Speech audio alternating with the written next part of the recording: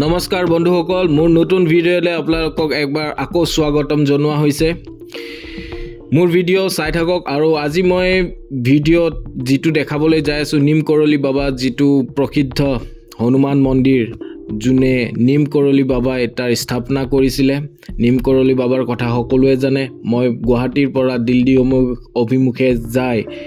দিল্লীৰ পৰা আকৌ নৈনিতাল আহিছোঁ। ৰাতি মই নৈনিতালৰ ভীমতালত ৰাতি হোটেলত মই থাকি আজি ৰাতিপুৱাই মই যাত্ৰা আৰম্ভ কৰিছোঁ ভীমতালৰ পৰা নিম কৰলি বাবা মন্দিৰলৈ। ভীমতালৰ পৰা নিম কৰলি বাবাৰ মন্দিৰলৈ মোটামুটি দূৰত্ব আপোনাৰ 19 কিলোমিটাৰ। নিম কৰলি বাবাৰ কথা সকলোৱে জানে। আহকচোন চাওঁ মন্দিৰটো কেনেকুৱানো, তাৰ মাহাত্ম্যটো কেনেকুৱানো, বলক।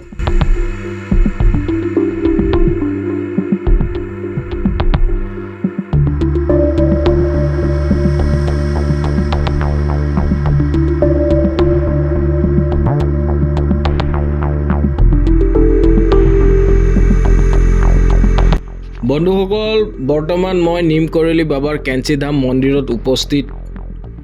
হোৱা নাই যদিও সেই ঠাইত মই বৰ্তমান উপস্থিত হৈছোঁ। সঁচাই বৰ ধুনীয়া ঠাই। পাহাৰৰ মাজমজিয়াত এই মন্দিৰটো স্থাপনা কৰা হৈছে আৰু এই মন্দিৰটো বনাইছে নিম কৰলি বাবাই। তেওঁৰ মাহাত্ম্য বহুত আমি সকলোৱে জানো আৰু এই মন্দিৰটোত যোনে আহে তাৰ মনোকামনা পূৰণ হয় বুলি সকলোৱে কয়। আমি এই মন্দিৰটোৰ বিষয়ে শুনি আছিলোঁ, কিন্তু আজি এই ঠাইত মই উপস্থিত হৈ আমি খুবেই আনন্দিত। চাওঁচোন এই মন্দিৰটোত আৰুনো কি আছে।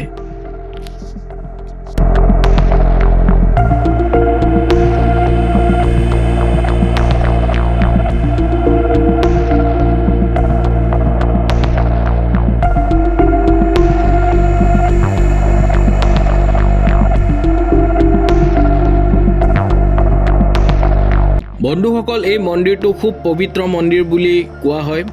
এই মন্দিৰটোত যোন ভক্তই নাহক কিয় তাৰ মনৰ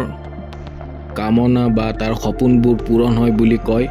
সঁচাই এই জেগাটোত মই যেতিয়া আহিলোঁ, সঁচাই এই ঠাইটোত মই প্ৰৱেশ কৰিয়ে কিবা এটা মোৰ মনটো খুবেই পবিত্ৰ অনুভৱ হৈছে। সঁচাই ঠাইটো কিবা এটা ৰহস্যময় ঠাই হিচাপে ক'ব পাৰি, কাৰণ সঁচাই মই ঠাইটোত উপস্থিত হৈ মোক খুবেই ভাল লাগিছে। পাহাৰৰ মাজমজিয়াত আৰু খুবেই জংঘল খুব, তাৰে মাজত এই মন্দিৰটো বনোৱা হৈছে আৰু এই মন্দিৰটোৰ মাহাত্ম্য আমি ক'ব গ'লে বহুত। কোৱা হয় যে ইয়াতে আপেল ফাউণ্ডাৰজনো ইয়াতে আহিছিলে নিম কৰলি বাবাৰ আশীৰ্বাদ ল'বৰ কাৰণে, আৰু তেখেতৰ আশীৰ্বাদ লৈয়ে তেখেতে এই আপেল কোম্পানীটো বনাইছিল, তেনেকুৱা কোৱা হয়। মানুহৰ মুখত আমি পাইছোঁ শুনা, বা টিভিৰ মাধ্যমে বা ছ'চিয়েল মিডিয়াৰ মাধ্যমেৰেও এই কথাবিলাক আমি পাইছোঁ। সঁচাই এই মন্দিৰটোত কিবা এটা আছে, যিটো মন্দিৰটোক এটা বিশেষভাৱে সকলোতকৈ এটা পৃথক বনায়। চাওঁচোন।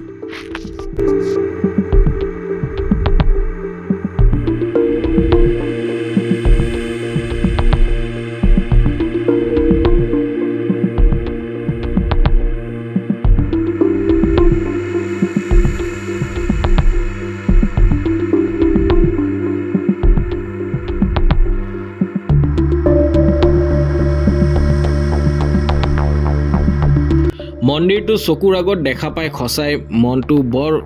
পবিত্ৰ অনুভৱ হৈছে। মই টিভি বা ছ'চিয়েল মিডিয়াৰ থ্ৰুৰে এই মন্দিৰটো দেখাহে পাইছিলোঁ, কিন্তু আজি মই গৈ চকুৰ সন্মুখত দেখা পাই যিটো মোৰ অনুভৱ হৈছে সেইটো সঁচাই মই ক'বলৈ নোৱাৰিম। কিন্তু আপোনালোকে এবাৰ এই মন্দিৰটোত আহি সঁচাকৈ এবাৰ দৰ্শন কৰাটো উচিত, কাৰণ ইয়াতে অহাৰ পিছত আপোনাৰ মনটো যি ধৰণৰ পবিত্ৰ অনুভৱ হ'ব, সঁচাই এইটো অন্যতকৈ কিছু পৃথক বুলি মই ক'ব পাৰোঁ। এই মন্দিৰটো কিন্তু হনুমান ভক্ত কেইজনৰ কাৰণে খুবেই ভাল ঠাই বুলি মই ক'ব পাৰোঁ। মই মন্দিৰৰ কাৰণে প্ৰসাদ, ওচৰতে দোকান আছিলে, মই প্ৰসাদ ল'লোঁ। প্ৰসাদ আপোনাৰ এটা পেকেটত 100 টকা, কিছুমানত 150 টকা। আপোনাৰ প্ৰসাদৰ পৰিমাণ হিচাপে আপোনাৰ প্ৰসাদৰ দামটো নিৰ্ধাৰণ কৰা হয়।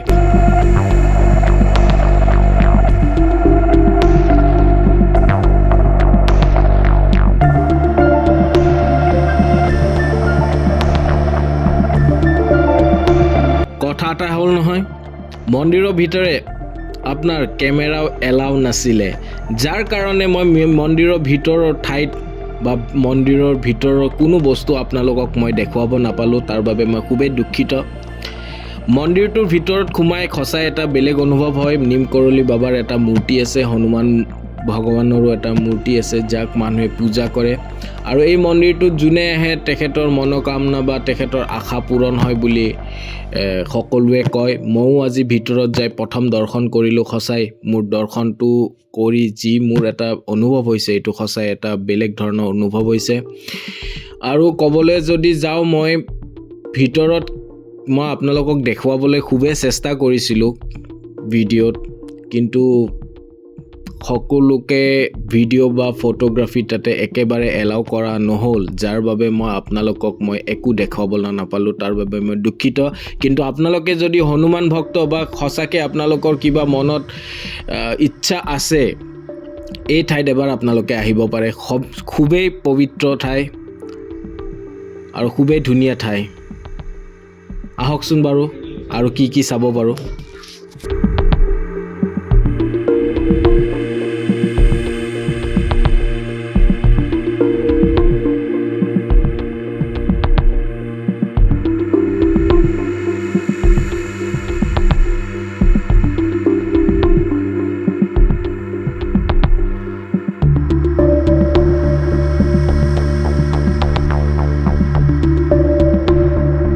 এই মন্দিৰটো বনোৱা হৈছিলে 15 জুন 1964 চনত বাবা নিম কৰলি বাবাই এই মন্দিৰটো স্থাপনা কৰিছিলে আৰু এই মন্দিৰটো বিশ্ববিখ্যাত মন্দিৰ হয় আৰু এই মন্দিৰটোত বিশ্ববিখ্যাত হোৱাৰ কাৰণটো এইটোৱে যে ইয়াতে যোনে নাহক তাৰ মনৰ কামনা বা মনৰ আশা ইয়াতে পূৰণ হয় আৰু বিশ্ববিখ্যাত মন্দিৰ আৰু ইয়াতে আপোনাৰ বিদেশী পৰ্যটকো আপোনাৰ দেখা পোৱা যায় আৰু খুবেই ধুনীয়া মন্দিৰ মই ক'লোঁ আপোনালোকে এবাৰ আহিব পাৰে আহে যদি আপোনালোকে নৈনিতাললৈকে আহিব লাগিব আপোনালোকে নৈনিতাললৈ যদি অহাৰ কথা ভাবি আছে সঁচাকৈ আপোনালোকে আহিব পাৰে নৈনিতালৰ একেবাৰে ওচৰৰ ৰেলৱে ষ্টেচন হৈছে কাঠগোদামৰ পৰা আপোনালোকে সকলো ধৰণৰ গাড়ীৰ সুবিধা পাব আৰু যদি আপোনালোকে ৰেলেৰে আহিব বিচৰা নাই আপোনালোকে ব্যক্তিগত বাহনৰ বা বাছেৰেও আপোনালোকে নৈনিতাললৈকে আহিব পাৰে আৰু যিকোনো ব্যক্তিগত বাহনত আপোনালোকে কাঠগোদামৰ পৰাও পাব আৰু আপোনালোকে যদি কোনো অন্য ৰাজ্যৰ পৰা আহে তেতিয়াহ'লেও আপোনালোকে ইয়াতে সকলো ধৰণৰ সুবিধা পাব মই যদি এতিয়া মই অসমৰ পৰা আহিছোঁ মই অসমৰ পৰা হ'লে মই দিল্লীলৈকে আহিছোঁ দিল্লীলৈকে আৰু দিল্লীৰ পৰা মই প্ৰাইভেট গাড়ী বুকিং কৰি কেনে মই নিম কৰলি বাবাৰ ওচৰত গৈছোঁ বা দিল্লীৰ হজৰত নিজামুদ্দিন ষ্টেচনৰ পৰা আপোনালোকে কাঠগোদামলৈকে ট্ৰেইন পাব একো চিন্তা কৰিবলগীয়া কথা নহয় আপোনালোকে আহক আৰু এই মন্দিৰত এবাৰ আহি কেনে আপোনালোকে দৰ্শন কৰক খুবেই ধুনীয়া মন্দিৰ আৰু ইয়াতে জুন মাহত ভোগো দিয়ে বুলি মই শুনা পাইছোঁ য'ত কেতিয়াও ভোগ খতম হৈ নাহে কিন্তু মানুহে খাই শেষ কৰিব নোৱাৰে তেনেকুৱা ধৰণৰ কথা মই ইয়াতে আপোনাৰ পাইছোঁ সঁচাই এইটো এটা বৰ পবিত্ৰ মন্দিৰ হনুমান মন্দিৰ যোনে নিম কৰলি বাবাই এই মন্দিৰটো স্থাপনা কৰিছিলে এই মন্দিৰটোৰ কথা সকলোৱে জানে বিশ্ববিখ্যাত এটা মন্দিৰ আৰু এই মন্দিৰটো আমি সচৰাচৰ টিভি বা ছ'চিয়েল মিডিয়াৰ থ্ৰুৰে আমি জানি থাকোঁ আজি মোৰ সৌভাগ্য যে এই মন্দিৰটোত মই আহিবলৈ পাইছোঁ আৰু মই আপোনালোকক জনাবলৈ পাই সুখী হৈছোঁ যে আপোনালোকেও এই মন্দিৰটোত এবাৰ আহকচোন আপোনালোকৰো কি ঠিক আপোনালোকৰ কিবা মনোকামনা থাকিলে বা আপোনালোকৰ কিবা মনৰ ইচ্ছা থাকিলে কি ঠিক ইয়াতে পূৰণ হ'ব পাৰে ইয়াতে প্ৰসাদৰ মই ভিতৰত যাই যেতিয়া মোক প্ৰসাদ হিচাপে ইয়াতে বুট দিছিলে মই বুট খাইছোঁ আৰু খুবেই ভাল লাগিছিলে যিয়ে নহওক বাৰু মই ইয়াতে আপোনালোকক এই ভিডিঅ'টোত যিখিনি দেখাব পাৰিলোঁ মই দেখালোঁ আৰু আগন্তুক দিনেও মই আপোনালোকৰ মাজত ভাল ভিডিঅ' আনিম বুলি মই আশাবাদী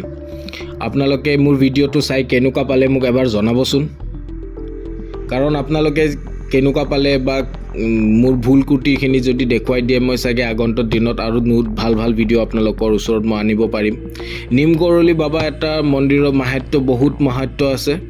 আপোনালোকে এই মন্দিৰত আহক আপোনালোকৰ মনোকামনা আৰু আশাবোৰ পূৰণ হওক মই ভাবোঁ এতিয়ালৈকে বাৰু মই এই ভিডিঅ'টো এৰিবলৈ যত্ন কৰিছোঁ মই আগন্তুক দিনত মই আকৌ বহুত সোনকালে এটা নতুন ভিডিঅ' লৈ মই আপোনালোকৰ ওচৰত আহিম প্ৰতিশ্ৰুতি দিছোঁ এই ভিডিঅ'টো আপোনালোকে চাই কেনে পালে মোক এবাৰ জনাবচোন লাইক শ্বেয়াৰ কমেণ্ট আৰু ছাবস্ক্ৰাইব কৰিব ছাবস্ক্ৰাইব কৰিলে অলপ মোৰ মনটো ভাল লাগিব আৰু এটা ভাল ঠাইৰ মই নতুন ভিডিঅ' আনিবলৈ যত্ন কৰিম বাৰু এতিয়ালৈকে মই এই ভিডিঅ'টো মই এৰিছোঁ মই লগ পাম এটা নতুন ভিডিঅ'ৰে ধন্যবাদ